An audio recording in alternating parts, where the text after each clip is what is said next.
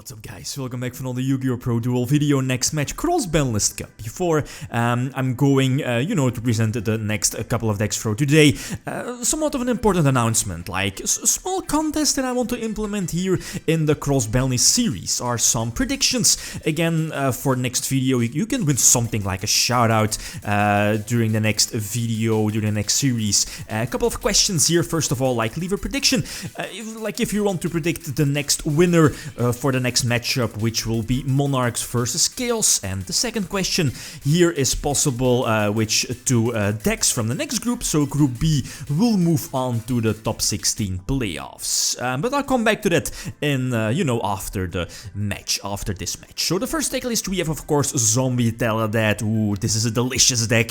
I believe finalist, was it last year or 2 years ago? Super disgusting list. Card of Safe Return pre-errata, Brionec also pre-errata, Triple Malicious as well, multiple Foolish Burial. And the list goes on, right? Triple Burial from a different dimension, I mean.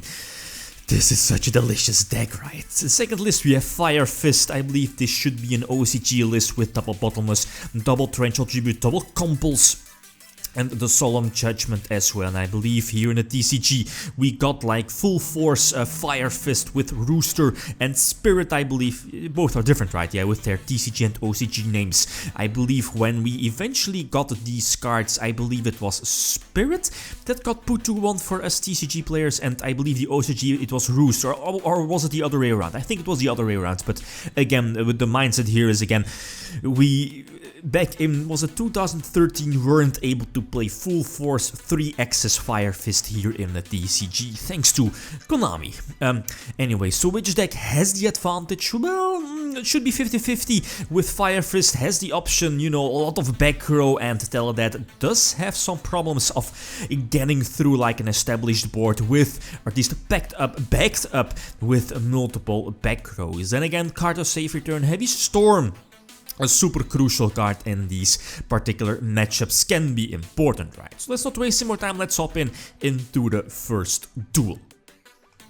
Okay, game number 1. I think, yep, I'm lucky, so I get to start. Having the 6th card definitely helps, the 6th card being the Burial from a different dimension. So I think I'll go for a first turn Brionec, rather display than, possibly set Goblin Zombie being passive and let my opponent like establish a small board and having multiple back row, and then it's not that easy to make these same plays. And same as I mentioned before, setting up first turn isn't really that smart in case of something like Undead, right? It's much different compared to nowadays when you're just vomiting your hand to the field and having a couple of negates. That's not the case here with this particular deck. You can vomit your hand to the field and potentially end with something like Stardust Dragon, but that's pretty much it, right? So, but if you have card of Safe Return, this is definitely justified, having those draws off of Safe Return and ending with something like Stardust Dragon to back up your back row against something like Mystical Space Typhoon.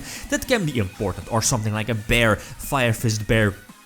Prevent the destruction with, your Stardust Dragon is definitely needed. Heavy Storm, I thought wasn't needed because of Brionec, but it does reveal the effect Failure in his hand, so the Heavy Storm eventually proved to be important, since I think he had the Torrential Tribute set. Yep, he definitely had that one, and with Valor, keeping the Torrential on the field was quite important. But, yep, Heavy Storm somewhat saves the first duel.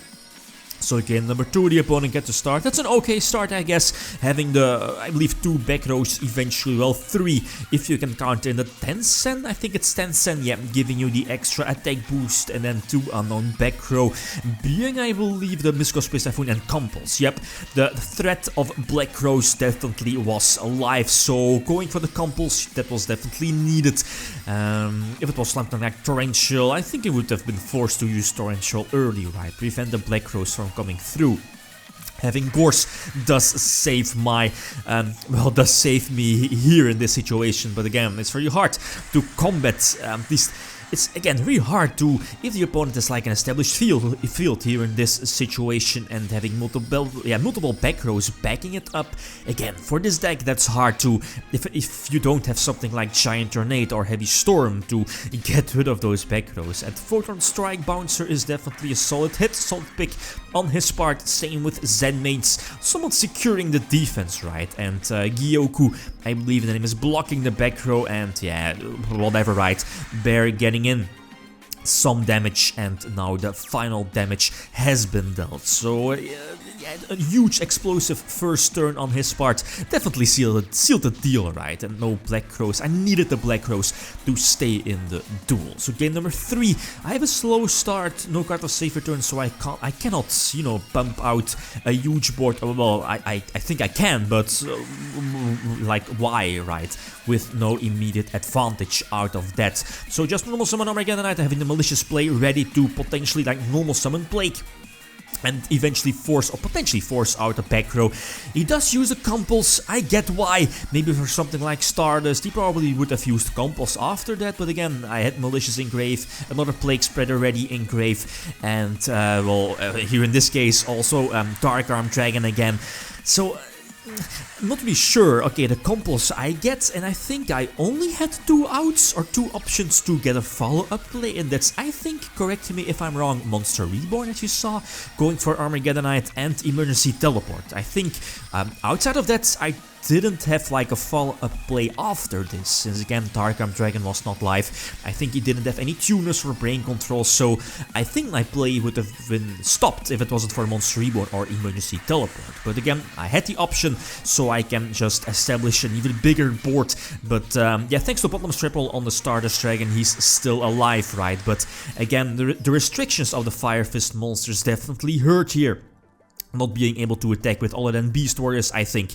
And yeah, maybe you could have gone for Zen mains, but still with Stardust, probably would not have mattered that much. Same for Dark Armed, being fueled by multiple Darks. So, okay, yeah, the first group, the results are in, and again, as you're seeing here, the first 2 decks are known that are going to top 16, and they will be put here on the right. The first deck here on the top, yeah, on the top here will be the first place deck list will be placed every time on the top of the pairings, and then on the bottom will be the second place list.